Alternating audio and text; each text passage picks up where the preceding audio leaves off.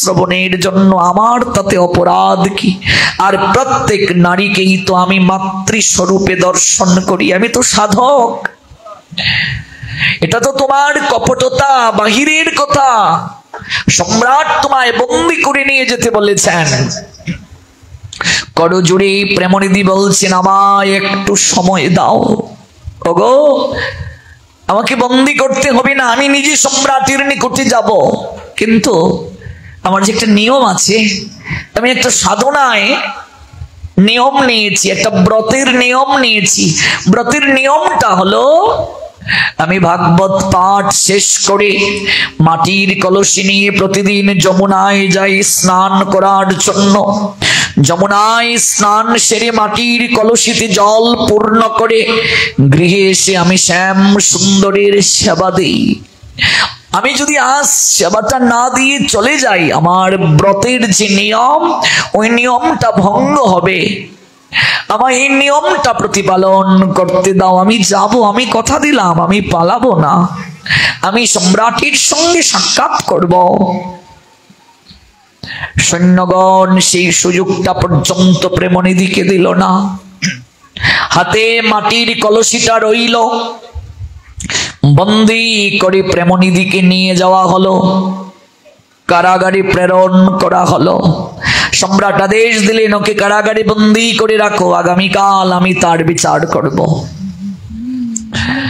প্রেমনিধির চোখে বেয়ে অশ্রু গড়িয়ে পড়ছে। হে প্রভু শ্যাম সুন্দর, হে গোবিন্দ, নিশ্চয়ই আমার সেবায় কোনো ত্রুটি হয়েছে, অপরাধ হয়েছে, আমার ভজনে কোথাও ত্রুটি আছে, নতুবা আজ আমার এমন কেন হলো? তুমি আমায় যত শাস্তি দাও আমার দুঃখ নেই প্রভু, আমায় যত তুমি কষ্ট দাও আমার দুঃখ নেই, কিন্তু আমার দুঃখ তুমি আজ উপবাস রয়েছ, আমি তোমায় সন্ধ্যাকালীন সেবা দিতে পারলাম না, আমি যে ব্রতের নিয়ম রক্ষা করতে পারলাম না, আমি অন্ধকারে আছি, আমি জেগে আছি, আমার দুঃখ নেই, কিন্তু আমি যে তোমায় শয়ন দিতে পারি নাই, আমি যে সেবা থেকে বঞ্চিত হয়ে গেলাম। মনে রাখবে বাবা, সেবা আনন্দের মতো শ্রেষ্ঠ আনন্দ আর কিছু নাই। জগতে সেবা থেকে যদি কেউ বঞ্চিত হয়ে যায়, এর থেকে কষ্ট আর কিছু হতে পারে না। সাধক সব পারে, কিন্তু সেবা আনন্দ থেকে বঞ্চিত হয়ে বাঁচতে পারে না। সাধক সতত ভগবানের কাছে প্রার্থনা করে, প্রভু প্রভু গো, যেদিন আমার এই দেহরথ অচল হয়ে যাবে, যেদিন আমি আর এই হস্ত দ্বারা তোমার সেবা করতে পারবো না, যেদিন আমার এই জিহ্বায় কৃষ্ণ প্রসাদের স্বাদ আর নিতে পারবে না, এই বদনে যেদিন আর তোমার গুণকীর্তন করতে পারবে না, এই নয়ন যেদিন তোমার রূপ আর দর্শন করতে পারবে না, এমন এমন পরিস্থিতি হওয়ার আগে তুমি আমায় চিরদিনের জন্য তোমার কাছে নিয়ে যেও। আমি সব পারবো, কিন্তু তোমার সেবা থেকে বঞ্চিত হয়ে থাকতে পারবো না। আমি সব পারবো, তোমার সেবা থেকে বঞ্চিত হয়ে আমি থাকতে পারবো না প্রভু। আমি সব পারবো, কিন্তু তুমি আমায় বঞ্চিত করিও না। সংসার কত বিচিত্র রে মা, 3 দিন বিছানায় পড়লে বোঝা যায়। এই দেহরথ অচল হয়ে গেলে কেউ ভালোবাসে না। যতদিন করে জন ধন উপার্জন, ততদিন বসে থাকে নিজ পরিজন। পরি যখন বৃদ্ধকালে জীর্ণ হয়ে দেহ, ডেকেও জিজ্ঞেস করে না কেহ। কেউ আর জিজ্ঞেস করে, কেউ আর ভালোবাসে না। আমার কি অপরাধ প্রভু, আমি যে আজ তোমার সেবা থেকে বঞ্চিত হলাম? তোমায় শয়ন দিতে পারি নাই, সেবা দিতে পারি নাই। অন্ধকার প্রকোষ্ঠ কারাগার, মধ্যরাত, প্রেমনিধি কাঁদছেন, মাটির কলসিটাকে জড়িয়ে ধরে। এদিকে ভগবান শ্যাম সুন্দর আর স্থির থাকতে পারলেন না, ভক্তের নয়নের জল সহ্য করতে পারলেন না। তিনি নৃসিংহ রূপ ধারণ করে এলেন, বংশীধারী কিন্তু অত্যাচারী, যে ভক্তের বিপরীত আচরণকারী, যে হরিভজনে যে বাধা দেয়, অসুর যে আসুরিক ভাব যার মাঝে আছে তার নিকটে তিনি নরসিংহ রূপে শাস্তি প্রদান করেন। হিরণ্যকশিপুকে কোন রূপে তিনি দমন করেছিলেন? নরসিংহ রূপে। আজ ভগবান শ্রী গোবিন্দ নৃসিংহ রূপ ধারণ করে দিল্লির সম্রাটের নিকটে গেলেন। তোর সাহস তো কম নয় রে, তুই আমার ভক্তকে কারাগারের মাঝে বন্দি রেখে তুই রাজকীয় পালঙ্কে আরামে শয়ন করবি? তা তো হতে পারে না, এখনো সময় আছে। তুই নিজের হাতে কারাগারের দরজা খুলে সাষ্টাঙ্গে প্রণাম দিয়ে ক্ষমা চেয়ে পালকিতে চড়িয়ে সম্মানের সঙ্গে আমার ভক্ত আমার প্রেমনিধিকে তার কুটিরে পৌঁছে দে, নতুবা তোর বংশ আমি নির্বংশ করে দেব।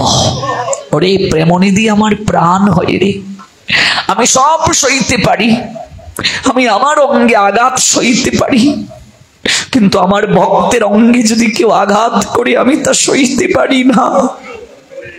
আমার ভক্তের সম্মান যদি কেউ নষ্ট করে আমি তা সইতে পারি না। দেখেছো ওই যখন যজ্ঞ হলো, যুধিষ্ঠিরের সবাইকে আসন দেওয়া হলো,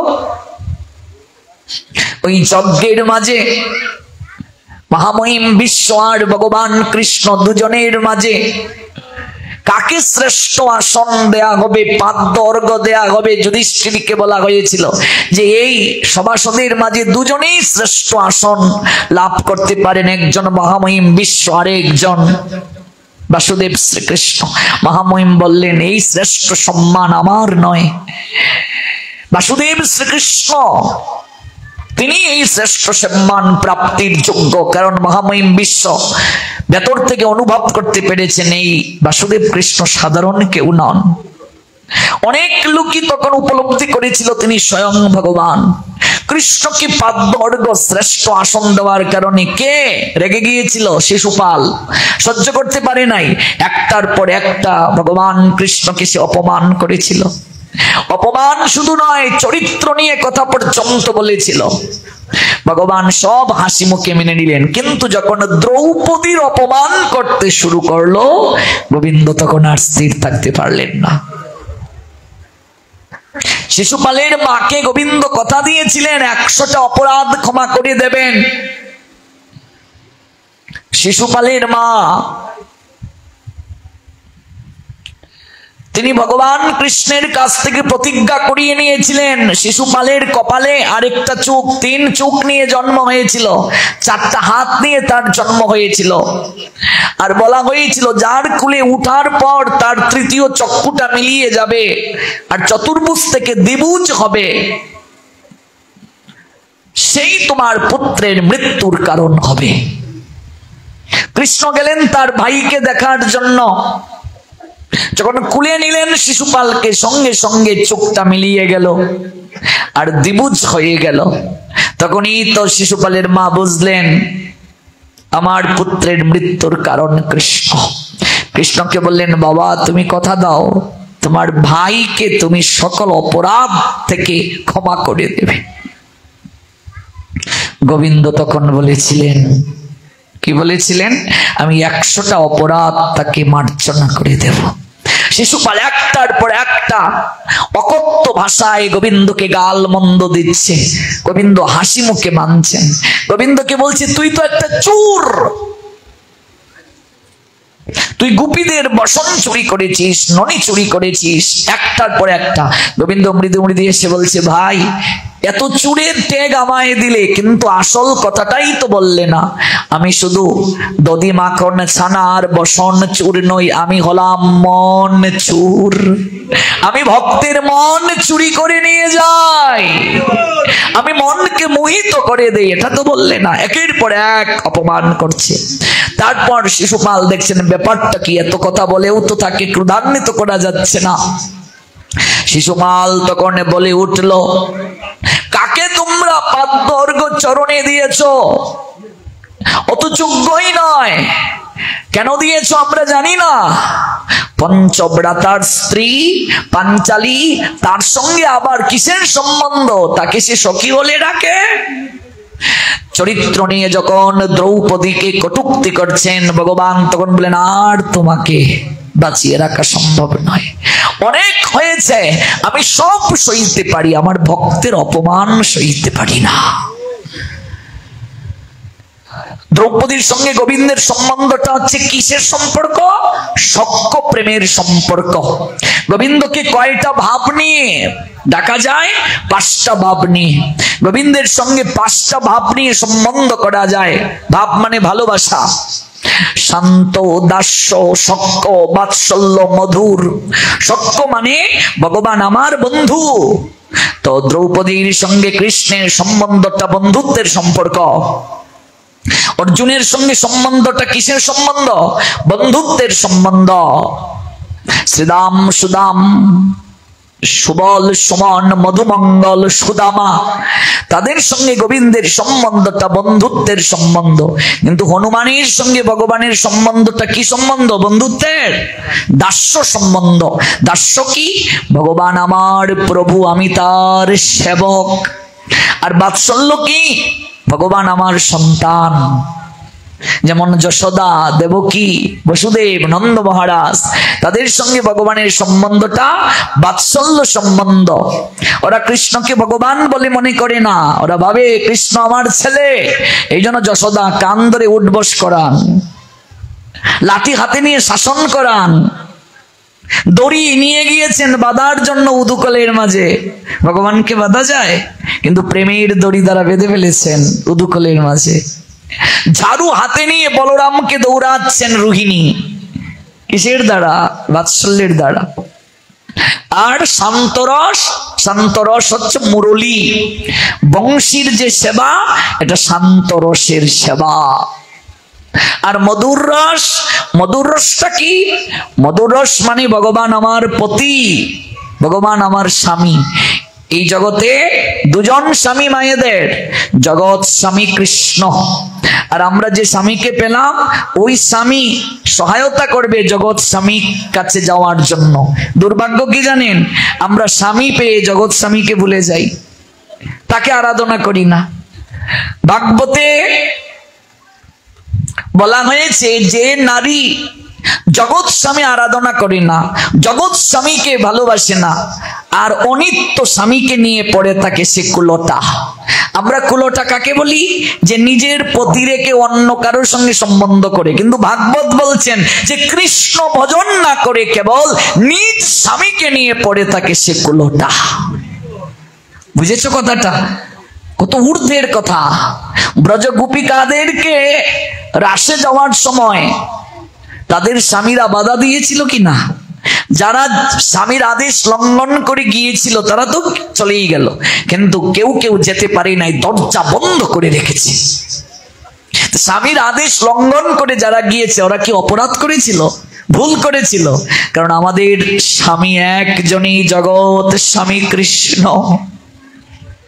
তার আরাধনা করা, তার সেবা করাই তো আমাদের উচিত।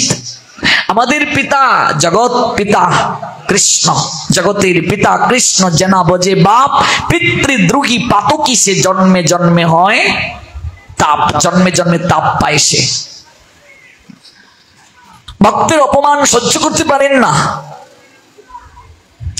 প্রভু, কখনো তার ভক্তকে খাটো করেন না। ভক্তের লাগিয়া যুগে যুগে আসো তুমি, রাখিতে ভক্তের মান। প্রভু গো তুমি ভক্তেরই ভগবান।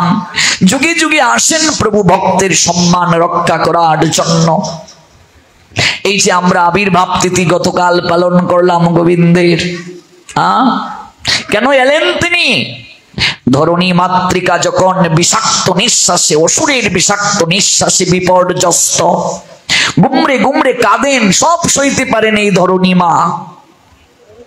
আমরা কত ভার দিচ্ছি তাকে, একটু কি তার কষ্ট হচ্ছে?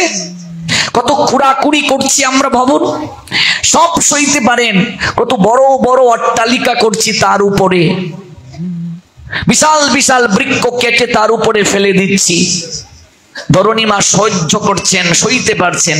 কিন্তু ধরণী মা বলেন, কৃষ্ণ বিমুখ ব্যক্তি যে নিঃশ্বাসটা ফেলে, ওই নিঃশ্বাসটা আমি সইতে পারি না। কৃষ্ণ বিমুখ যে অধার্মিক যে অসুরকে যার মাঝে দৈবী গুণ নাই, যে ভগবান ভজন করে না সে অসুর। এরকম অধার্মিকের যে নিঃশ্বাসটা বের হয়, ওই নিঃশ্বাসটার যে ভার, এই ভার আমি সহ্য করতে পারি না। অট্টালিকার ভার, 100 তলা অট্টালিকা, তার ভার ধরনী সহ্য করতে পারছেন, আর একটা কৃষ্ণ বিমুখ ব্যক্তির যে নিঃশ্বাসের ভার, এই ভারটা গোবিন্দ সহ্য করতে পারেন না ধরণী মা সহ্য করতে। ওই ধরণী মা তখন গাভীর রূপ ধারণ করে ব্রহ্মার কাছে গিয়েছিলেন। ভাগবত পড়ে দেখবেন, দশম স্কন্ধে আছে। ওই ব্রহ্মা সকল দেবতাদেরকে নিয়ে ভগবানের কাছে গিয়ে প্রার্থনা নিবেদন করেছিলেন, প্রভু এই কংস, জরাসন্ধ, শিশুপাল, দন্তবক্র, শুধু তারাই নয়, এরকম অগণিত তাদের অনুসারী অসুর, যাদের বিষাক্ত নিঃশ্বাসে ধরণীমা গাভীর রূপ ধারণ করে বলছেন আমি বিপর্যস্ত। আর সকল ভক্তরা কাঁদছে, এই কংসের অত্যাচার এত বেড়ে গিয়েছে, তোমাকেই স্বয়ং যেতে হবে জগতে। ভগবান জগতে এত এত এত লোক থাকতে দেবকী আর বসুদেবকে কেন নির্বাচন করলেন তাদের গড়ে আসার জন্য? কেন যশোদা আর নন্দ মহারাজকে নির্বাচন করলেন তাদের গড়ে আসার জন্য? তারও কারণ আছে, আমরা আগামীকাল থেকে ধারাবাহিকভাবে শুনবো। ভক্তের অপমান ভগবান সহ্য করতে পারেন না, এই জন্য বসুদেব দেবকীকে এই অন্ধকার কারাগারে আবদ্ধ করে রাখা হলো। উগ্রসেনকে, ধার্মিক উগ্রসেন, সেই উগ্রসেনকে রাজ সিংহাসনচ্যুত করে তার পুত্র কংস বসে গেল রাজ সিংহাসনে। পিতাকে অমর্যাদা করেছে, পিতা স্বর্গ, পিতা ধর্ম, পিতা কি পরমং তপ, পিতরে প্রীতিমাপন্নে প্রিয়ন্তে সর্বদেবতা। সেই পিতাকে অপমান করেছে, কেউ থাকতে পারছে না। এমন তো অবস্থায় ভগবানের আশা, আর তার এই আগমন নিয়ে আমাদের অনুষ্ঠান। ভগবানের জন্ম নাই, জন্মহীনের জন্ম দিবস আমরা কাল পালন করলাম। যার জন্ম নাই, কর্ম নাই, তিনি জন্মগ্রহণ করেন। যার কর্ম নাই তিনি কর্ম করেন, লীলারস আস্বাদন করার জন্য আসেন, দুষ্কৃতিকারীর বিনাশের জন্য আসেন। গীতা একটা শ্লোক আছে না, ইয়াদা ইয়াদাহি ধর্মস্য গ্লানির ভবতি ভারত অভ্যুত্থানাম ধর্মস্য তদাত্মানাম সৃজাম্যহম পরিত্রাণায় সাধুনাম বিনাশায় চ দুষ্কৃতাম ধর্ম সংস্থাপনার্থায় সম্ভবামি যোগে যোগে। সাধুকে রক্ষার জন্য আসেন, নিজে আচরণ করে জগৎকে শিক্ষা দেওয়ার জন্য আসেন। আর ওই আচরণটা তার লীলা, লীলার মাঝে যে আনন্দ, ওই আনন্দটা তিনি গ্রহণ করতে চান, এই জন্য তিনি আনন্দময় ভগবান। সেই ভগবান আজকে সইতে পারেন নাই, সম্রাটকে বলছেন তুমি নিজে গিয়ে কারাগারের দরজা খুলে প্রেমনিধিকে মুক্ত করে দেবে, ক্ষমা চাইবে তার কাছে, পালকিতে চড়িয়ে সম্মানের সঙ্গে কুটিরে পৌঁছে দেবে, তোমার বংশ আমি নির্বংশ করে ছেড়ে দেবো, তুমি আরামে রাজকীয় পালঙ্কে ঘুমাবে আর আমার ভক্ত কারাগারের মাঝে থাকবে। মধ্যরাত্রিতে চিৎকার করে উঠলেন মন্ত্রী, আগে মহারাজ শীঘ্র করে আসো মশাল হাতে নিয়ে। ব্যাপার কি? কারাগারের দিকে চলো, আমাদেরকে আদেশ দিন, তোমাদেরকে করলে হবে না, আমি অপরাধ করেছি, আমাকে প্রায়শ্চিত্ত করতে হবে। কারাগারের দরজাটা খুলে দাও। ভেতরে ঢুকলেন, প্রেমনিধি তখনও কাঁদছেন, মহারাজ আপনি এত রাত্রিতে কারাগারে? করজোড়ে মহারাজ বলছেন ক্ষমা করে দাও, তুমি, তোমায় আমি চিনতে পারিনি, তুমি সাধারণ কেউ নও। মহারাজ রাজা তো সহজে কাউকে প্রণাম দেয় না, রাজা সন্ন্যাসী, পিতামাতা আর গুরুদেব ছাড়া কাউকে প্রণাম দেয় না। সন্ন্যাসী পিতামাতার চরণ ছাড়া, গুরুদেবের চরণ ছাড়া কোনো চরণে মাথা ঠেকাবে না। আর ভগবান তো আছেনই, রাজাও তেমনি। আপনি আমায় প্রণাম দিচ্ছেন, কি ব্যাপার? মহারাজ করজোড়ে বলছেন তুমি জানো না তুমি কে? তুমি কে আমি জানি। প্রেমনিধি বলছেন আমি কে আপনি জানেন? হ্যাঁ, তুমি কে আমি জানি, যার জন্য আমার আজ এত দুর্লভ দর্শন হলো, তিনি সাধারণ কেউ হতে পারি না? কেন আমি স্বয়ং এলাম আজ কারাগারের দরজা খুলে দিতে? সে কথা আমি না হয় নাই বললাম, পালকিতে চড়িয়ে তোমাকে ভজন কুটিরে পৌঁছে দেয়া হবে। যাওয়ার আগে আমার একটা নিবেদন আছে। আমি অপরাধ করেছি বটে, তবে এই এমন অপরাধ যেন আমি জনমে জনমে করতে পারি। তোমার মতো বৈষ্ণব, তোমার মতো সাধু, যাদের দর্শনে, যাদের স্পর্শে, যাদের চরণধুলি প্রাপ্তিতে জীবন ধন্য হয়ে যায়, আমার নিবেদন হলো, আমি কি তোমাকে একটু প্রেমালিঙ্গন দিতে পারি? আমি কি তোমাকে একটু আলিঙ্গন করতে পারি? যাওয়ার আগে তুমি কৃপা করে আমায় একটু আলিঙ্গন দিয়ে যাও। প্রেমনিধির চোখে বেয়ে অশ্রু ঝরলো। আমি তো কিছুই বুঝতে পারলাম না। মহারাজ দৌড়ে এলেন, আসো আসো প্রেমনিধি, এই মহা পাপীর জীবন ধন্য করো, তোমার অঙ্গ পরশে আমার মাঝেও যেন প্রেম লাভ হয়, ভক্তি লাভ হয়। প্রেমালিঙ্গন করলেন মহারাজ, সম্মানের সঙ্গে তাকে পালকিতে চড়ানো হলো। অবাক হলেন প্রেমনিধি। ভোর হয়ে গেল, কুটিরে তাকে পৌঁছে দিতে দিতে গিয়ে দেখলেন শ্যাম সুন্দর গোবিন্দ, যার তিনি আরাধনা করেন, আসনে সেই শ্যাম সুন্দর গোবিন্দের বিগ্রহ আছে বটে, কিন্তু তার নয়ন থেকে শ্রাবণের বরিশনের নিয়ায় অশ্রু ঝরছে। কেবলে বিগ্রহে প্রাণ নেই। আমরা প্রেম ভক্তির দ্বারা ভগবানকে জাগ্রত করতে পারিনি গো। বিগ্রহের নয়ন থেকে অশ্রু ঝরছে। ভগবান শ্যাম সুন্দর যেন প্রেমনিধিকে বুঝাচ্ছেন, প্রেমনিধি তুমি যে আমায় ছাড়া কারাগারে ছিলে, আমিও সুখে ছিলাম না, আমিও ভালো ছিলাম না। নয়ন থেকে অশ্রু ঝরছে। লুটিয়ে পড়লেন প্রেমনিধি শ্যাম সুন্দর গোবিন্দের চরণে। যমুনায় গেলেন স্নান করতে, মাটির কলসি ভরে জল এলেন, সেবা দিলেন, প্রভুর সেবা। আর কাঁদতে কাঁদতে বললেন, আমি এই রহস্যটা তো উপলব্ধি করতে পারলাম না যে মহারাজ এত অত্যাচারী, এত ক্রোধী, সে অশ্রু বিসর্জন করে করে আমাকে এসে প্রণাম কেন দিল? শ্যাম সুন্দর একবার বলো না, আমাকে পালকিতে চড়িয়ে রাজ সম্মান দিয়ে কুটিরে পৌঁছে দিল কেন? বিগ্রহের দিকে তাকিয়ে আছেন, যেন শ্যাম সুন্দর হাসছেন, আর মনে মনে শ্যাম সুন্দর যেন জানাচ্ছেন, হ্যাঁ আমার ভক্ত তো প্রতিষ্ঠা চায় না, কিন্তু আমার ভক্তকে আমি স্বয়ং ভগবান প্রতিষ্ঠিত করি জগতের মাঝে। আমার ভক্তকে আমি স্বয়ং সম্মান দেই। রাজ সম্মান আর কি সম্মান?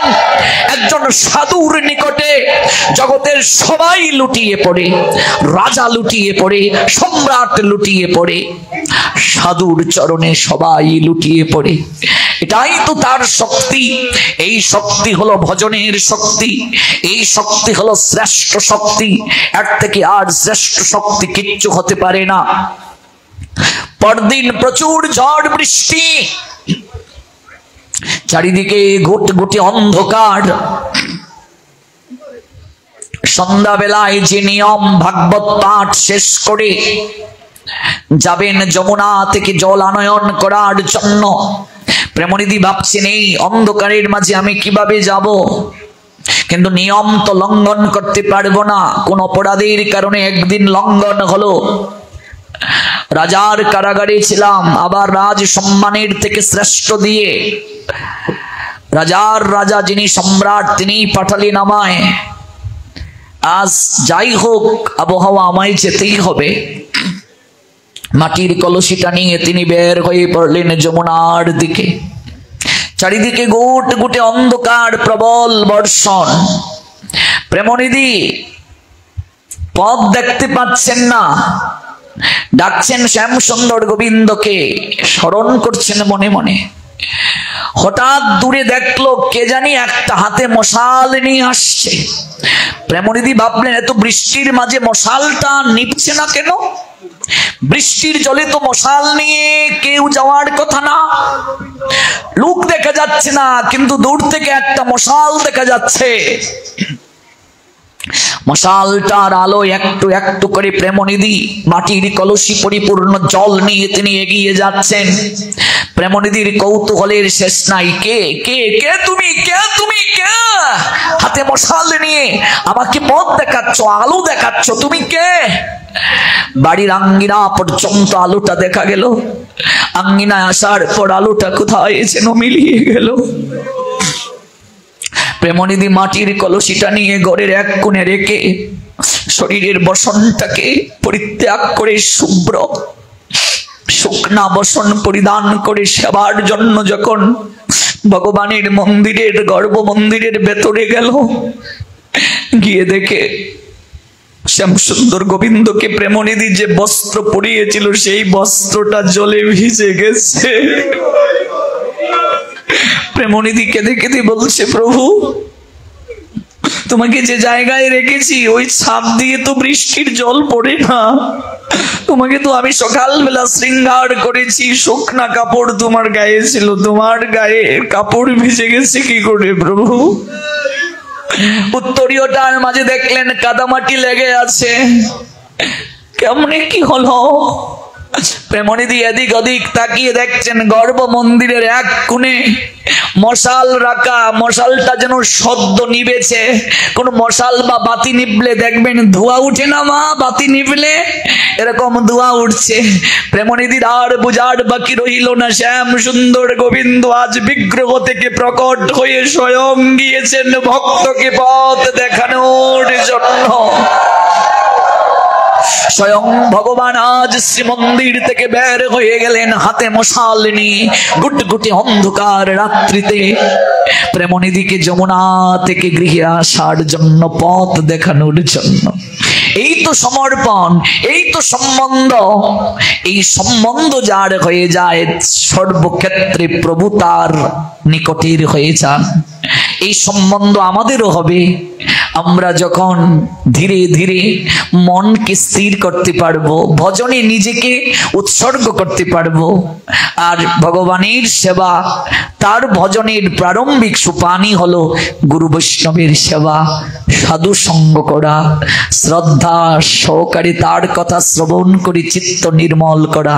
দেখবে ধীরে ধীরে প্রেম আসবে, ভক্তি আসবে, আর প্রেমের দ্বারা প্রেমময় গোবিন্দ একদিন বন্ধন স্বীকার করবেন। নিতাই গো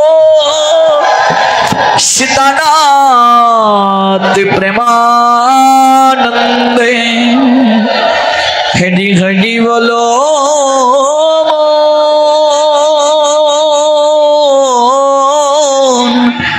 জয় জয় শ্রী রাধে।